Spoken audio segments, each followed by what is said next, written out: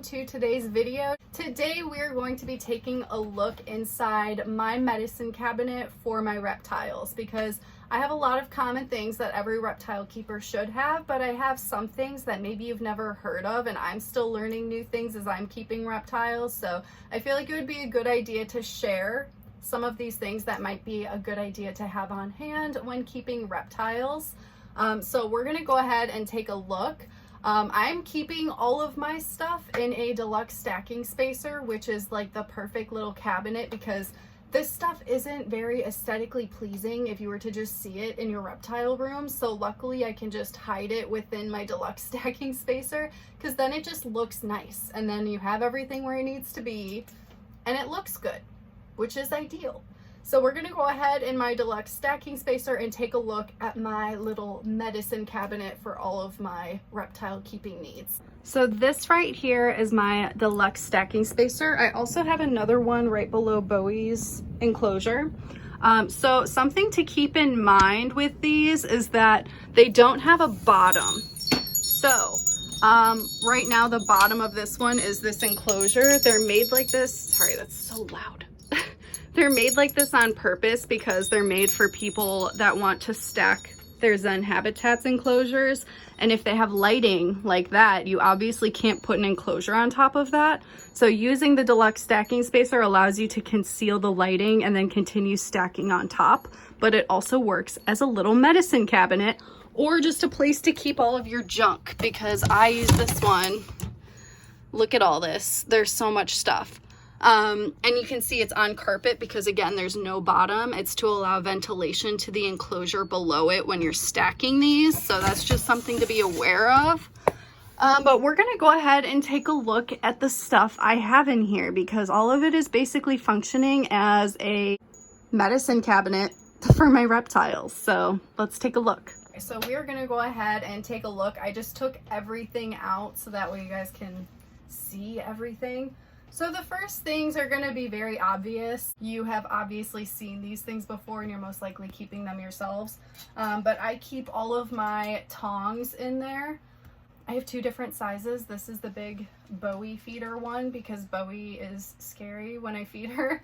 And then this is my smaller one that I'll use for like Chancho or like my leopard gecko, whatever. A smaller reptile. So tongs, every reptile keeper obviously needs that, especially if you're keeping snakes or lizards, because you don't want to get bitten.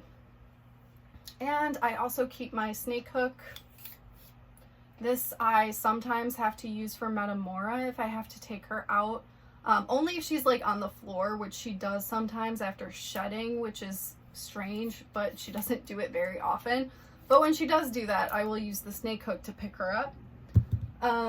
Some other tools that I keep is my solar meter. This is to measure the UV index of my UVB bulbs. Very important. These are expensive, but they're very useful. So very important to keep. Then I have my temp gun. Temp guns are so important. I recommend using a temp gun rather than a thermometer in reptile enclosures because they only measure one area of the setup, and this I could shoot it wherever I want in the setup and get the exact temperature, so they're just very useful. Next up is this bottle of this magical substance, which happens to be distilled white vinegar mixed with water, and this is what I use for cleaning my reptile enclosures or their water bowls, whatever needs to be cleaned. This is what I use to do it. It is Reptile Safe. It is stinky, but it does the job. Next thing, these are the cutest little, it's like salt and pepper shakers. These are what I put my calcium in. So this one is calcium without D3. I'm not sure if you can tell the difference. Like this one is thicker and this one is like, has more movement to it. This one is calcium with D3. So that's how I can tell them apart. If you don't know how to tell them apart, you should obviously label them. But these really cute containers that are painted actually came from Medusa's Reptiles, and I love them. They're just the cutest thing ever. I used to have them displayed. Like, this is something I would not mind getting displayed because it's cute, but like all the rest of the stuff is not as cute as this, so we hide it in that Deluxe stacking spacer.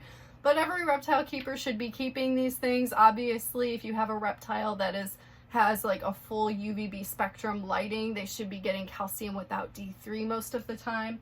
And then if you have a reptile that doesn't have UVB, you want to be feeding them calcium with D3 quite often. Just a little brief reminder of that. The next things that I have 2 more of these. These are the mushroom ones. Look how cute they are. I love them. So this one is multivitamin. This one's kind of yellowish, little bit. And then this one, which is super low, I have to refill it. Luckily, I still have some more. This is bee pollen. So gotta definitely refill those, but they're different in color, so I can obviously tell them apart. And they're just so cute. I love these things. Next thing is like the most obvious thing, Repty Safe. Anytime you're going to be giving your reptile any type of water, you need to be using this stuff, whether you're misting or giving them water in a water bowl, whatever the case is, you should always be using Repty Safe. So very important to have. Next up, we have some flower power with a really cute little red-footed tortoise on it. So this is basically just flowers that I can put.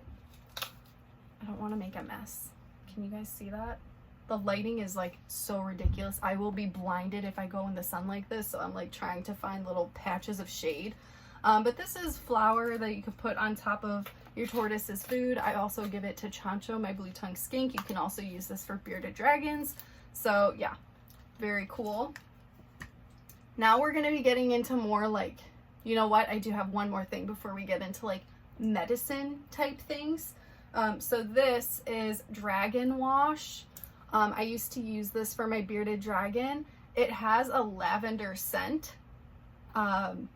It says do not add to bath water, so you can't give like your bearded dragon a bath with this stuff, but you can use this stuff to scrub onto your bearded dragon if they get poop on themselves.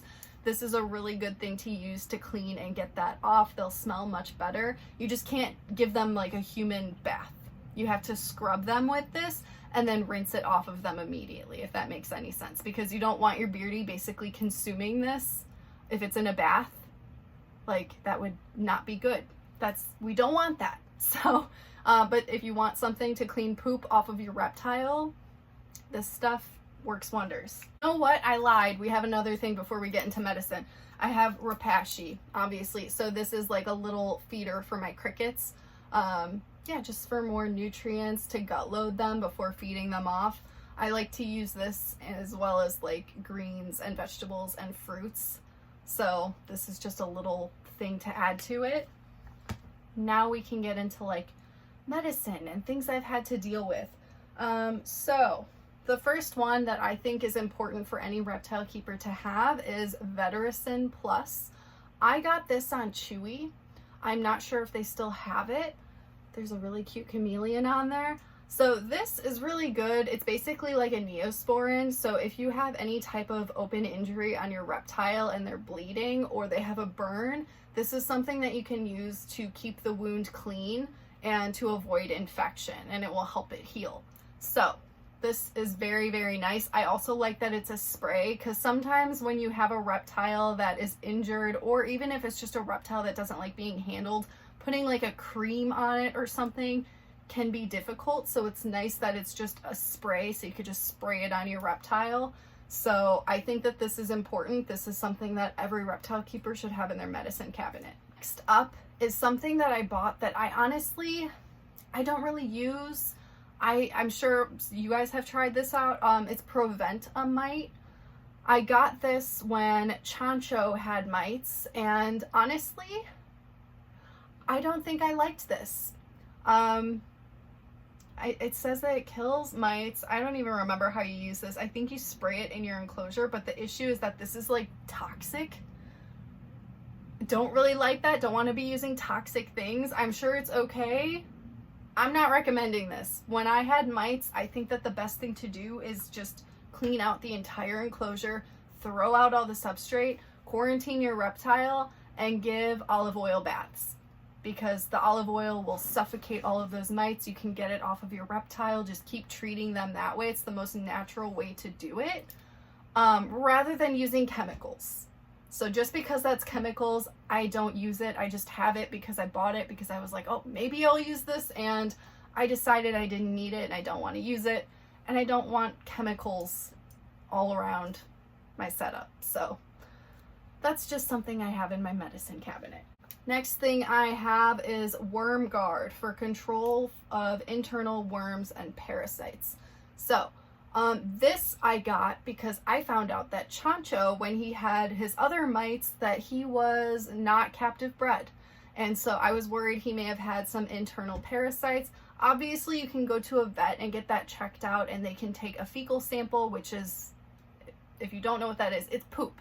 It's your reptile's poop. They'll test it and they'll see if there's parasites. This I like because the ingredients are natural. It's a laxative, guys. It's gonna make them poop. It's gonna make them poop and expel the worms and parasites in their gut. But it does have natural ingredients. So I tried this out, and I didn't really notice anything. I don't think that Chancho had mites. It was just like a precaution. So it's something that I still have on hand because I feel like it's a good thing to have on hand. You never know. So yeah, Worm Guard is what I have in my medicine cabinet. So the next thing that I have is probably the most intense thing that I don't know if I would recommend other people even messing with, because it can be scary, and that is Badine antiseptic. This stuff is like no joke. This is intense. So I have this because my bearded dragon dude, he injured the end of his tail, and the tissue became necrotic, which means that the tissue was dead.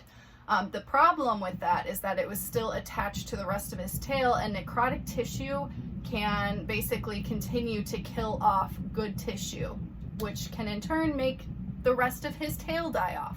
So in extremely bad cases like this, what happens is that the tail would have to be amputated surgically by a vet.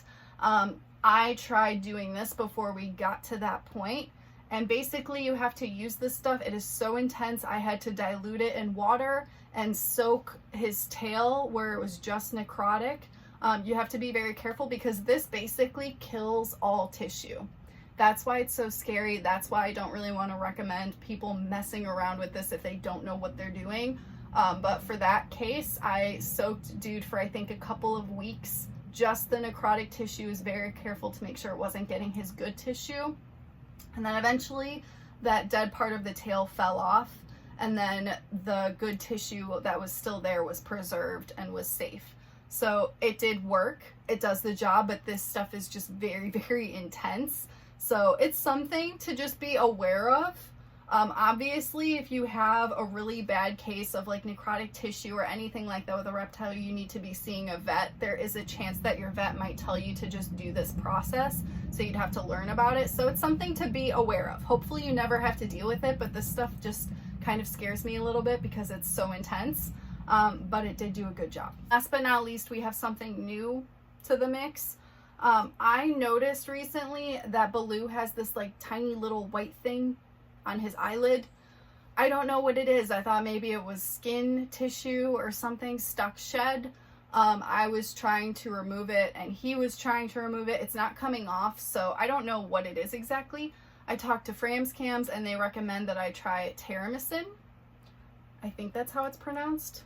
Let you guys see it up close. So this stuff is basically, in case it's a fungus, it's supposed to help clean it out and just clean his eye. So I've heard great things about this. A lot of people use this for animals that basically have like any type of eye issue. So I'm not sure if it's a fungus or what, so we're trying this out. If he's still having issues, I may just take him to the vet. It doesn't seem like it's that big of a deal, whatever it is, but you never know. You gotta be safe with reptiles and pay attention to these things. So this is the new thing that I have added to my medicine cabinet. So that completes all the stuff that I have and the stuff that I have used and my experiences with it. I hope that this was helpful and brought some insight, maybe some new medications to keep in mind. I'm not saying to avoid going and seeing a vet if you need to. Obviously, that is the #1 thing to do, but sometimes there are little things here and there that you can work with at home. So I like to just be aware of those options as well, and I think that it's good to bring it up to other people as long as you're going to do your own research and obviously see a vet if you need to see a vet. But yeah, I hope that this video was helpful, and that's it. I'll see you guys in the next one.